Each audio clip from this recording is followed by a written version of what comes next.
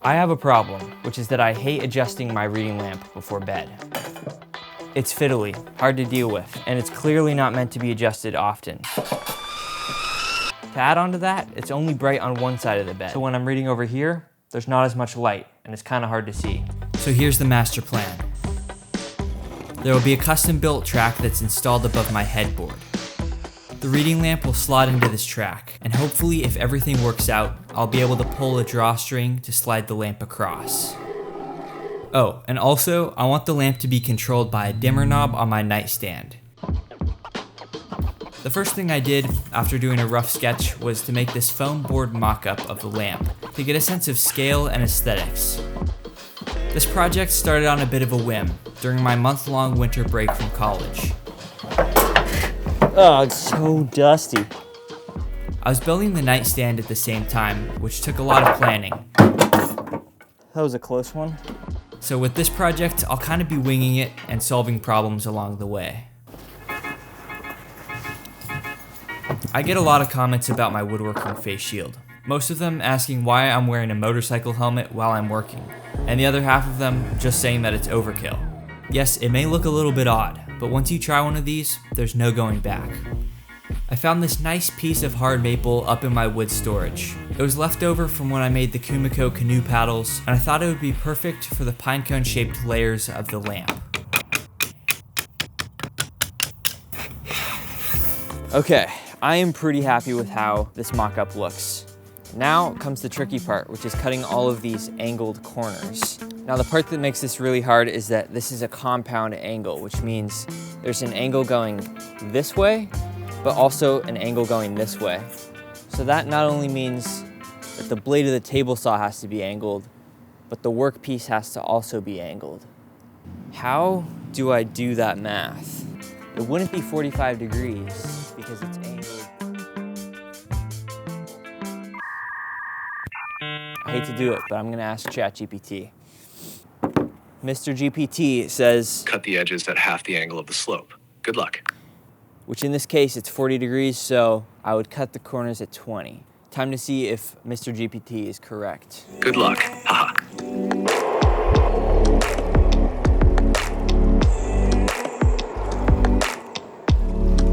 This is the moment of truth. What? Okay. What the heck? That is not a 90-degree angle. Bro, you got the angle wrong. Haha. I do not know what I did wrong here. Okay.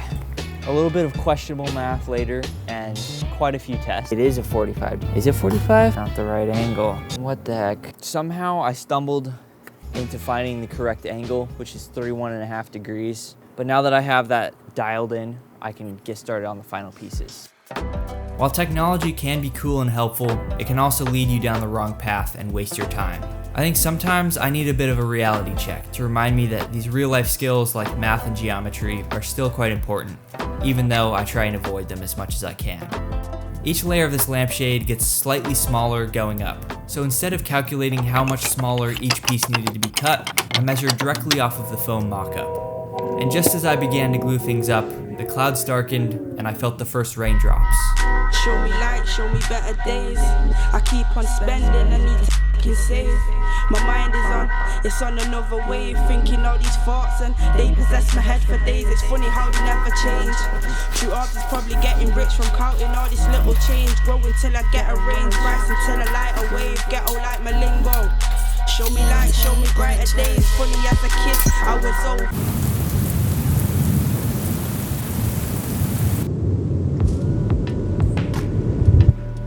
After letting the worst of the storm pass, I got back to the glue up.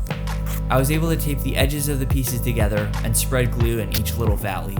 This is my first time doing one of these taped up glue ups where you fold all the pieces together, but it works so well and it's very satisfying getting such tight joints. Oh, dude. That worked perfectly. Yes. I probably could have used a little bit less glue, but that's okay. I'd rather use more than less. On to the next one. I finished gluing up all 4 parts of the lampshade, and then I had an unexpected visitor.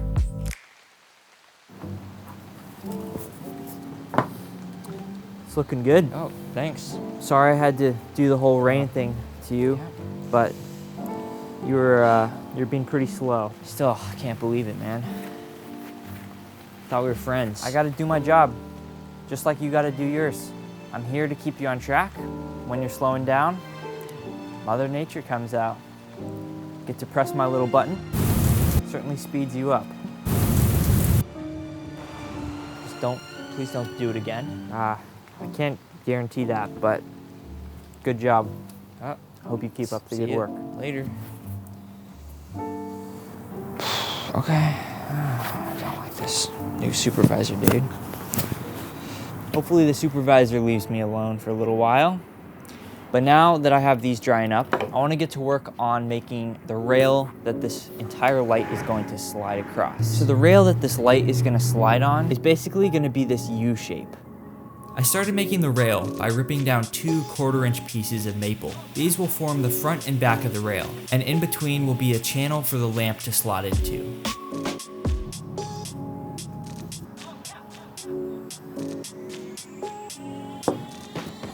I glued these pieces of cherry wood onto one of the maple boards. I thought it would be nice to have the contrast of the slightly darker wood sandwiched in between the 2 pieces of maple. This whole assembly will make a lot more sense later, but now that it was drying, it was time to see how the lamp pieces turned out. Dang, that looks good. Now here's the thing. I'm not a big fan of the sharp corners, so I think what I'm gonna do is go to town with the sander and round all of the corners over. I hope I don't regret this, but I think the softer look is gonna suit this lamp better, especially if the nightstand that I'm making has all rounded corners. Step aside, pal. Who are you, dude? I've got this covered. This isn't your project.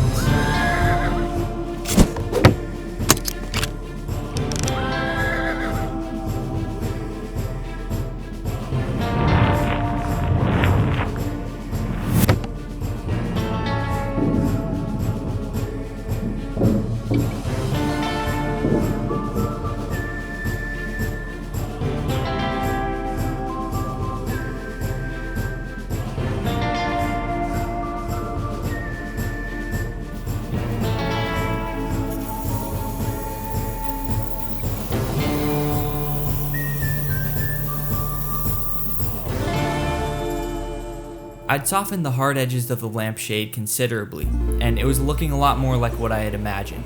Now that the rail glue up had dried, I could take it to the table saw and cut a thin slice off of both sides just to clean it up. Something that's really important to me going forward when I'm doing a project is creating a cohesive and consistent design language. What? Bro, what are you talking about? And that means intentionally using similar elements all throughout your piece so that everything feels like it goes together. Dude, what do you got there? Oh, you gotta check this out. Okay. This is how I plan all of my projects in Milanote, which is the sponsor of today's video. Milanote's basically an online corkboard that allows you to gather all of your ideas into one place. I started planning this lamp project in Milanote by creating this main board. That's sweet. The first part of my process was writing down this checklist of my main design goals. I only did 1 or 2 quick sketches of the lamp, and that ended up being enough for me to land on this design. But I was able to take pictures of them and upload them directly through the Milanote app onto my board. When I'm starting a build, I usually create a general checklist of every single step of the project. And the great thing about Milanote is that I can easily edit those checklists and click the box when I've completed the task. And I can see it both on my phone and my computer, so it's really easy to keep track of what I've done. I think you could benefit from that. You're a little bit disorganized sometimes, man. Come on, dude, I'm not that bad. These checklists always end up changing because I forget a step or I make a mistake. But if you've ever built something, you'll know the feeling of standing in front of your project, staring blankly, not knowing what to do next. And I found that these Milanote lists help me break it down so it's a little bit more approachable. I also made this mood board, which is a sub board of the main page. I added a bunch of images for visual inspiration. For example, I added an image of the pine cone because I wanted to take inspiration from the different layers. Milanote also lets you write down these little notes and connect them to the pictures with arrows. So if I think this image is a good example of ambient lighting, I can write down a note to remind myself later. Another great feature of Milanote is that you can share your board with other people. So if we wanted to work on this board together, all I have to do is click the share button and then we can work on it at the same time. I need to get more organized. I know, it's pretty sick. How do I get Milanote? It must cost a lot, right? Milanote is available for free with no time limit. So if you want to check it out, sign up with the link in the description and create a free account. Thank you to Milanote for sponsoring this video. Now let's get back to the lamp. So for the lamp and nightstand, it's important to continue using those rounded profiles throughout the entire piece so that it feels like it goes together. This is what's happened to me after studying a year and a half of design. For better or for worse, I don't know. After sanding that smooth, I needed to figure out how to add a top to the lampshade so it could eventually connect to the rail. I just cut out this piece. I'm gonna glue it right there. So now I need to make some sort of arm that the lampshade can hang from, that's also attached to the cart that slides back and forth. And ideally it has some sort of articulation so that I can tilt the lamp forward or backwards. That would definitely be unfortunate if I fixed the lamp in place and it wasn't even pointing in the right direction. I don't know, man. Could be 10 inches, could be 12. I feel like I'm not gonna really know until I try.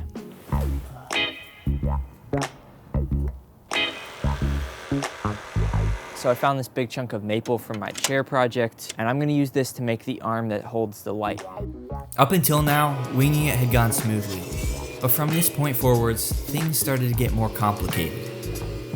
Oh, not quite there yet. Probably one more pass. Everything up until this point had been fairly aesthetics-based. But now I really had to start thinking about functionality and the mechanism that will make this whole piece work. Oh yeah, I don't wanna get it stuck. That's good. That's really good. Nice. This big chunk of maple will be the arm that extends off the wall and holds the lamp itself. Right now, the arm was still just a big chunk of wood, and that's not really the look I'm going for. So I got to work cutting a side profile on the bandsaw. I just spent quite a while sanding this smooth because the bandsaw left a pretty rough surface. So what I have to do now is make the articulating joint that's gonna allow me to move the lamp back and forth. And to do that, I need to notch out this section of the arm right here. But because this is such an irregular shape, that means I can't run this through the table saw to remove that material. So I'm gonna have to go old school and use a Japanese saw.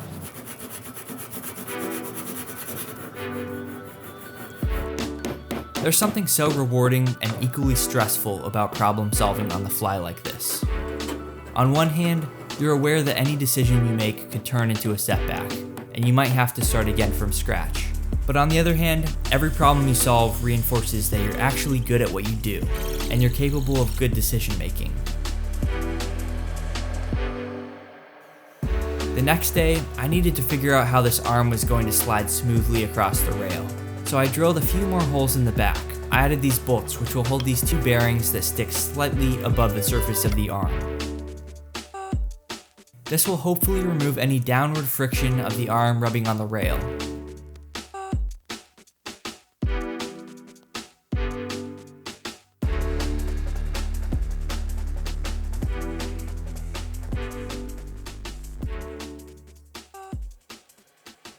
I was pretty confident that this was going to work, but the only way to know was to test it out. I hope my idea works. Okay.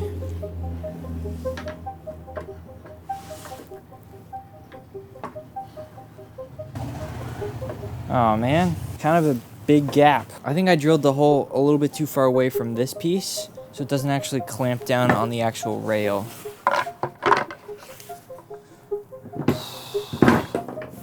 Well, that wasn't great, but I think if I drill the hole slightly closer to this back piece, I might have a chance of making it work better. It's okay, things don't always work out on the first try. Okay, so I just drilled this hole that's a little bit closer to this side, and this should fit in there, just like that. Things seemed promising. Now we're talking. But then, I realized the flaw of my design. There is still a decent amount of friction that's created by this rubbing on this. I needed to use a bearing to reduce the friction.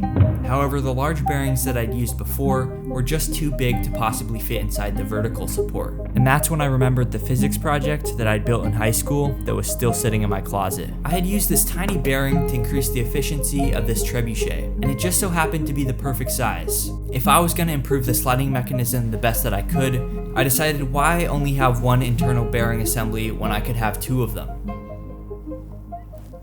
I decided to completely change up this bearing configuration. It was too wobbly just having one in the middle, so instead I just added two on the outer edges. And it runs a lot smoother now. Having solved one of the big hurdles of this project, it was on to the next one, which is the articulating joint. I'd cut this finger joint on the arm, so I needed to make a mating bracket that would be attached to the lampshade. Something that I think makes a good reading light is having directional lighting and then ambient lighting. We have the directional lighting, which is the light that comes out the bottom, but we don't have the ambient light. And I think we can solve that by spacing out each layer so that some light shines between the layers. I needed to figure out how to add space in between the layers without creating distracting shadows. So instead of using wood to attach all of them together, I cut these clear plastic rods which will act as risers to space out the pieces. This way the light can pass through the rods without casting any shadows.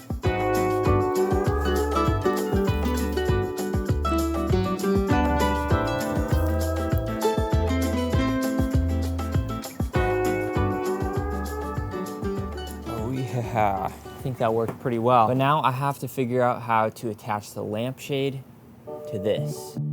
I'd already made both sides of the articulating joint, so now all that was left was to drill a hole for the bolt that will attach the two pieces together.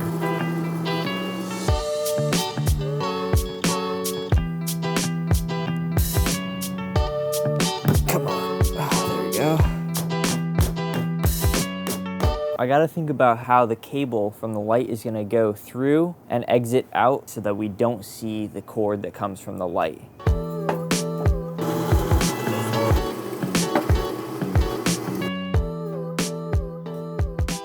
For the most part, I was done with the lamp itself, but if I wanted it to be controlled by a pulley mechanism, I was gonna have to get creative. Here's my strategy with the pulley system. There's gonna be two bearings. There's gonna be a hole here and here for where the cord's gonna exit. This was gonna be tricky because I'd already glued the entire rail together. So I had to drill out this large access hole on the back of the rail so I could insert one of the pulley assemblies. The belt is slipping. Oh no, not good. Oh shit.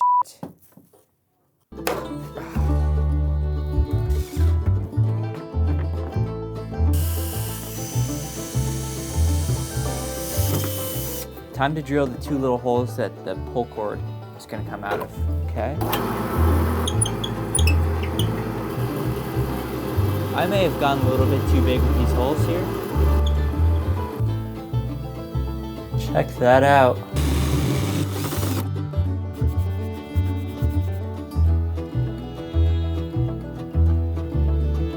Bearing 1.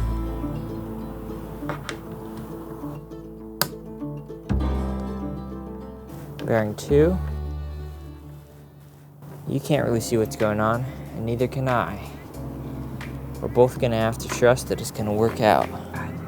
Damn it.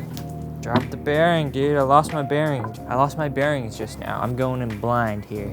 Is that it? After installing both sets of the bearings, I plugged the access hole with this piece of wood. I think that's rosewood or mahogany. It's just a scrap that I had lying around. Nice little hidden feature on the back that no one's ever gonna see. Awesome. The final step for that end of the rail was to add some tapered pieces of wood to help guide the pulley cable and make sure that it stays centered.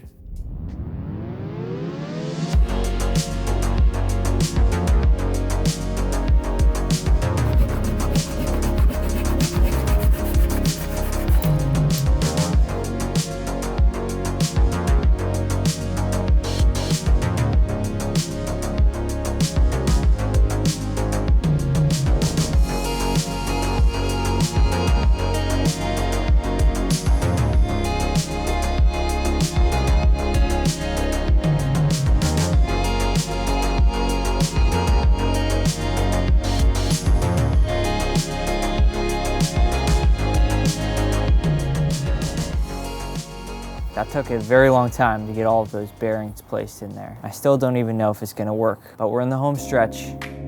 The woodworking part of this build was done, which meant all that was left was to apply some finish and tackle the electronics.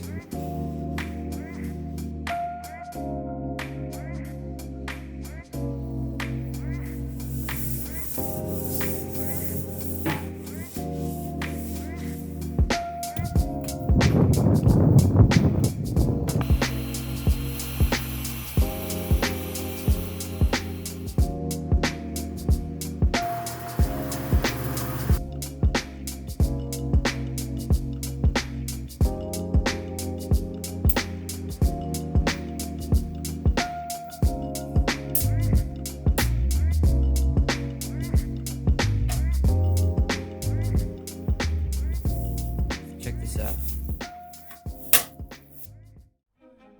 The first step of the electronics was to cover this piece of plywood with foil tape.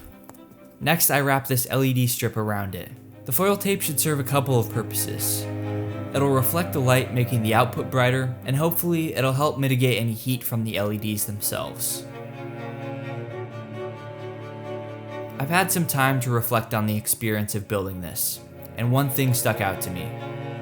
While most projects I've done have begun with pages of sketches to come up with the best design possible, all I have to show for this project are a few poorly drawn sketches. I think I even did those sketches the same day I started building it. Yet despite its lack of iteration, I think this might be one of my most functional and clever pieces I've made. As much as I love sketching and iterating, sometimes I think it can go too far and quickly turn into overthinking and paralysis. You ever flip a coin and your gut tells you to choose heads, but instead you say tails and you're wrong? Well, that's the simplest example of why sometimes your first idea is actually the right one. I burnt my hand. It's hard to trust our instincts because instinct isn't as believable as 20 pages of sketches. But somehow we trick ourselves into believing that more idea generation is necessary, when sometimes the simplest answer is the idea we thought of first. Now that I think about it, despite doing over 6 pages of sketches for the nightstand, the final design I landed on was closest to the very first sketch that I'd drawn. I think the reason it feels uncomfortable to forego all the iteration is because I'm afraid that I'll miss out on an even better idea. But as I keep looking back, it seems that time and time again, my final result is closest to the first idea I had. Funny how that works out. The only thing remaining was to thread through the cable for the pulley mechanism and add a piece of felt so the power cord didn't snag. Then, I was finally able to install this lamp on my wall.